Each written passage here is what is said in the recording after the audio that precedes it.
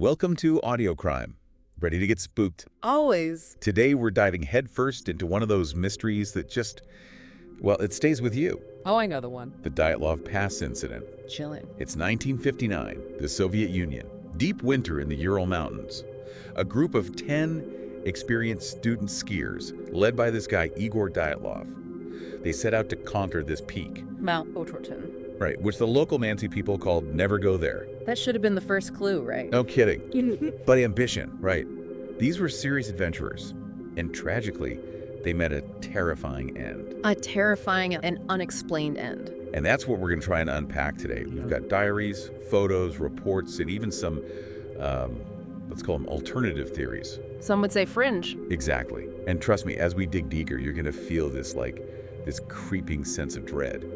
Because something powerful, something truly terrifying, seems to have ended their lives. What do you think could make 10 experienced hikers abandon their shelter and supplies in the dead of winter? It's the question that's haunted researchers for decades. You have this group, seemingly capable and well-prepared, embarking on a challenging but achievable expedition. 10 students from the Ural Polytechnical Institute, driven by ambition and a desire to test themselves against nature's harshest elements. But their goal, to reach the summit of Mount Otorten, instead led them to a nightmare. See, that's the thing that gets me, the contrast. On one hand, you've got this ambition, this youthful drive to conquer this mountain. But on the other hand, you have the sheer brutality of that environment. We're talking about the Ural Mountains in the heart of winter, temperatures plummeting to like minus 30 Celsius. And their chosen route was classified as, high danger. This wasn't a walk in the park. And to think, one of them, Yuri, actually turned back on January 28th. Illness, right. Yeah, unknowingly escaping the fate of his companions. Just imagine that, knowing what we know now. Haunting. But for the remaining 9, the journey started normally enough. They traveled through the Urals using various means before continuing on skis. And thankfully, they documented everything. Photos, diaries. These became crucial pieces of the puzzle. So let's talk about what those records tell us.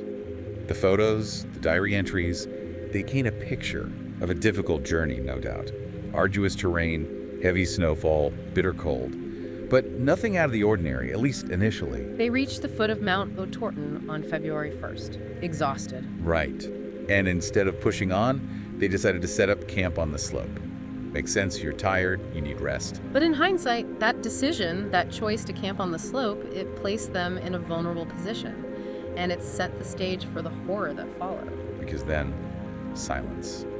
They were supposed to return to Vizhai, but the date came and went. Nothing. Days turned into weeks, and the alarm bells started ringing. A search and rescue operation finally got underway. Almost a month later, on February 26th, they found the campsite. On the slopes of what's now known as the Mountain of the Dead. Okay, so picture this. The tent, partially covered in snow, is in total disarray. But here's the truly creepy part. It was cut open. From the inside. Multiple slashes and cuts made from inside the tent. So they weren't just leaving in a hurry, they were fleeing something. And yet, their belongings, their boots, their axes, their equipment, even food, all neatly left behind. Almost as if they fled in such a panic that they forgot everything. Or they had to leave so quickly they couldn't grab anything. Okay, so then there's the tracks. 9 sets of footprints, leading downhill from the tent toward the tree line about 30 meters away. But here's where it gets even weirder. Most of the prints were made by socked feet. Some even barefoot, in the snow. One set suggested a single ski boot. And then, near the tree line, the tracks just stopped. They vanished, like they just stepped into thin air. The next morning, they found the first bodies, Yuri Doroshenko and Yuri Krivonishenko, under a large cedar tree at the edge of the forest. Near the remains of a fire. And here's the thing, they were only in their underwear, in that freezing cold. Broken branches on the cedar, fragments of skin and clothing on the bark. It looked like they desperately tried to climb that tree. Trying to escape something. Maybe gain a vantage point, we don't know. A little later, they found Nikolai T. Bobrynil and Zenaida Kolmogorova, further up the slope, facing the tent, fists clenched, like they were trying to get back. The initial autopsies on these 4 were troubling. Krivonishenko had blackened skin, 3rd-degree burns on his shin and foot. Wait, burns? Yes, and get this, a piece of flesh, bitten from his own hand, was in his mouth. That's gruesome. Doroshenko had burnt hair on one side of his head and a charred sock. All 4 had bruises, scratches, cuts, like they'd been in a fight. Rustem Slobodin, the fifth body, was found a few days later. Also had those strange injuries. And a minor skull fracture. But the truly horrific discoveries came months later, in May, when the snow started to melt. A Mansi hunter and his dog found a makeshift snow cave in the forest, about 75 meters from the cedar tree. And inside, The remaining 4 victims, they were huddled together on a rocky bed, buried under at least 3 meters of snow. 3 meters, that's a lot of snow. It is. And the autopsies revealed, well, catastrophic internal injuries. Thibaut Brignol had a fractured skull, bone fragments in his brain. Zolotaryov and Dubinina had crushed chests, multiple broken ribs. But Dubinina's injuries, they were the worst. What do you mean? Her eyeballs were missing, her tongue, part of her upper lip, massive hemorrhaging in her heart. The damage was like something you'd see in a high-speed car crash. I don't even know what to say. It's horrific. And to add to the strangeness, some of the victims were wearing clothes that had been taken from others. Some were even cut from their bodies. Yeah, they were desperate for warmth. But why? Their tent was full of clothes. I know, and there's more. They found abnormally high levels of radiation on several clothing items. It wasn't just surface contamination, it suggested prolonged exposure. Okay, so hold on. We've got a destroyed tent, people fleeing barefoot in the snow, horrific injuries, missing body parts, and now radiation. What was the official explanation for all of this? On May 28th, the case was closed, the cause of death. An unknown and irresistible force. Seriously, that's it. That's it. The families weren't satisfied. Nobody was. The injuries, the circumstances, none of it really pointed to a natural disaster. And then there are the accounts from the Mansi people. They reported seeing strange lights in the sky around the time of the incident. Light spheres, fireballs. The official investigation dismissed these as folklore or misinterpretations. But they add to the mystery, don't they? They do, especially when you consider what Lev Ivanov, the prosecutor in charge of the investigation, said years later. What did he say? In 1990, he came forward and said that he'd been pressured to exclude his own theories from the investigation. He believed that heat rays or fireballs, possibly from non-terrestrial sources, might have caused the deaths. So he's thinking something otherworldly. Possibly. He reported seeing unusual burn marks on trees at the scene. And there's that last photo from Krivanashenko's camera. It seems to show flashes and rays of light against a black background. That photo is, it's creepy. It's one of the most debated pieces of evidence in the case. So you have all this mystery, all these unanswered questions. It's no wonder that once the official files were declassified, the Dyatlov Pass incident became an obsession for so many people. Books, documentaries, investigations.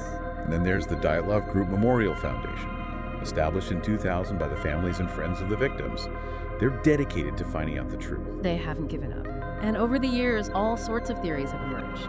Some plausible, some, well, let's just say imaginative. Secret weapons testing, attacks by foreign agents, even a missile strike. The families themselves often lean towards the missile theory.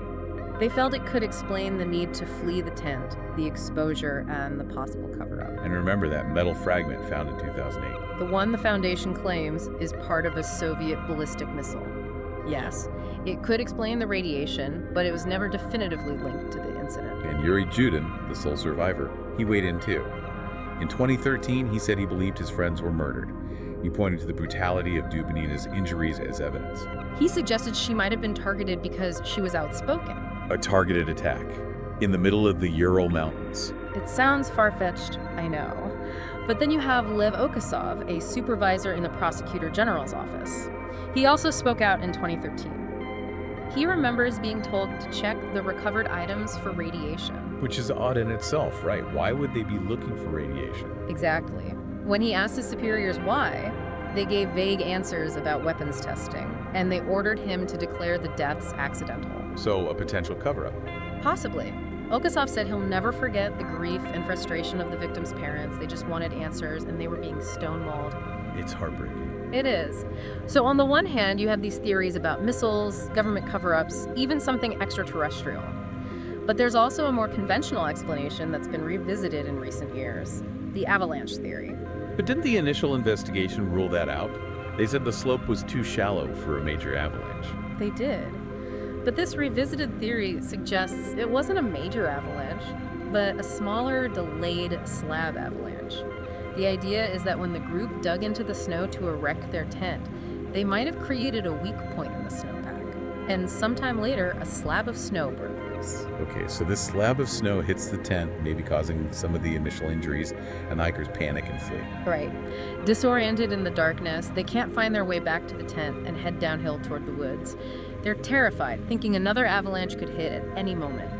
Doroshenko and Krivonashenko, the two found in their underwear, might have succumbed to hypothermia first.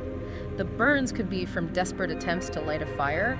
The survivors might have taken their clothes for warmth. So what about the other 4, the ones in the snow cave? The theory suggests they tried to build a more substantial shelter in a ravine, but this ravine was located over a stream. The stream might have weakened the snowpack above, causing the roof of their shelter to collapse.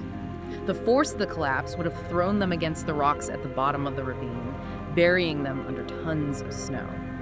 That could explain the massive internal injuries. That does make sense. But what about the radiation? Well, some people point to the thorium in their camping lantern mantles.